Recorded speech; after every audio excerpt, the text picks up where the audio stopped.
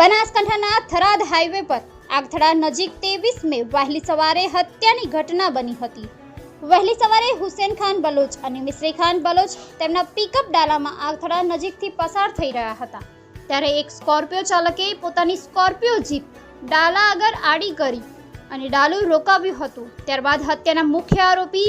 અખીરાજસિંહ વાઘેલા સ્કોર્પિયોમાં આવેલા અન્ય ઈસમો હથિયારો સાથે ઉતર્યા હતા અને ડાલામાં તોડફોડ કરી ડાલામાં બેઠેલા મિસરી ખાનના શરીર પર લોખંડની પાઇપ તેમજ હથિયારના ઘા ઝીકી અને મોતને ઘાટ ઉતારી અને આ આરોપી ફરાર થઈ ગયા હતા। જો કે સ્કોર્પિયોમાં આવેલા 5 ઈસમોને હત્યાને અંજામ આપ્યો હતો અને અત્યારે પોલીસે 13 જેટલા આરોપીઓની ધરપકડ કરી અને હત્યાનો ભેદ ઉકેલી લીધો હતો। બ્યુરો રિપોર્ટ વિશ્વાસ 24 ગુજરાતી ન્યૂઝ। ગત 23/5/2024 રોજ બનાસકાંઠાના આગથડા વિસ્તારમાં એક મર્ડરનો બનાવ બનેલો હતો કે જેમાં તુરંત જ પોલીસે ઘટના સ્થળ ઉપર જઈ અને એફઆઈઆર રજીસ્ટર્ડ કરેલી હતી અને ત્યારબાદ અલગ અલગ ટીમોનું ગઠન કરેલું હતું અને ત્યારબાદ આ ટીમો દ્વારા તુરંત જ 24 કલાકની અંદર 3 જેટલા આરોપીને પોલીસ દ્વારા પકડી લેવામાં આવ્યા હતા। હું આપ લોકોને આજે જણાવવા માગું છું કે પોલીસની જે અલગ અલગ ટીમો બનાવવામાં આવી હતી આ ટીમોએ દિવસ રાત ટેકનિકલ એનાલિસિસ, ટેકનિકલ ઇન્ટેલિજન્સ અને હ્યુમન ઇન્ટેલિજન્સના માધ્યમથી અત્યાર સુધીમાં કુલ 13 જેટલા આરોપીઓની અમે અહીંયા આજરોજ અટક કરેલી છે। આજે 13 આરોપીઓ છે તેમાંથી જે મુખ્ય આરોપી જે છે કે જેમણે આખું ષડયંત્ર કરેલું છે તેનું નામ છે અખેરાજ ઉર્ફે અખીરાજ ઉર્ફે અખીબન્ના પરબતસિંહ વાઘેલા રહે વાતમ તાલુકો દિયોદર તથા દરિયા ખાન ઉર્ફે દરુ અકબર ખાન બલોચ રહે સેસણ દિયોદર। આ સિવાયના જે આરોપીઓ છે કે જેઓ મર્ડરના સ્થળે હાજર હતા અને જેમણે મુખ્ય ષડયંત્રની સાથે સાથે ભાગ ભજવેલો છે તેમાં છે નિકુલસિંહ અનોપસિંહ વાઘેલા, જગતસિંહ બળવંતસિંહ સોલંકી, શિવપાલસિંહ ઉર્ફે હમીર પ્રહલાદભાઈ ઠાકોર, હર્ષદપુરી ઉર્ફે રોકી,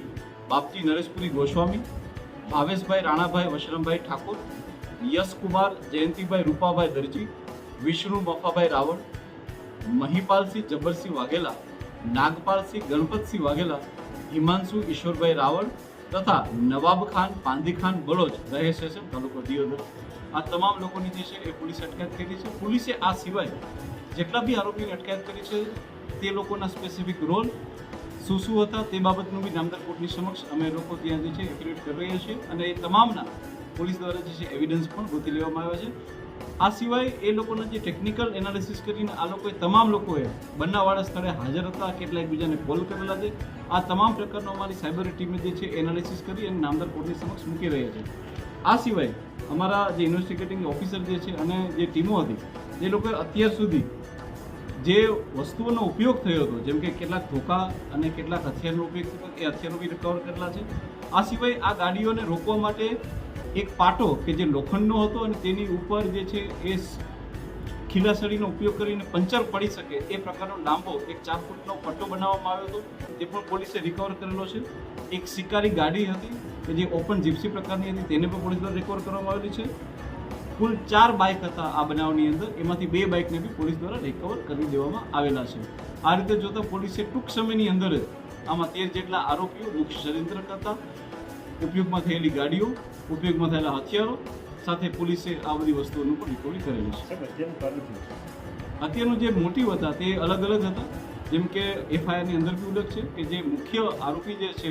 તેની પાસા થયેલી હતી અને તેના માટે થઈ અને તેણે વ્યક્તિઓની સામે એને પોતાનો બદલો લેવો હતો। એ સિવાય જે બીજા કેટલાક લોકો છે કે જેની અંદર દરિયા ખાન ઉર્ફે અકબર ખાન બલોચ, નવાબ ખાન પાંદી ખાન બલોચ કે જ્યારે આ ગાડીઓ નીકળે છે તેની સાથે સાથે રહી અને જે માહિતી આપવાના કામગીરી કરે છે અને મુખ્ય ષડયંત્રમાં સામેલ છે। એમાં એ લોકોનું જે મુખ્ય કારણ હતું એ હતું કે કેટલાક લોકો જો આની અંદર એમને નુકસાન આવે કે આ થાય અને જે મુખ્ય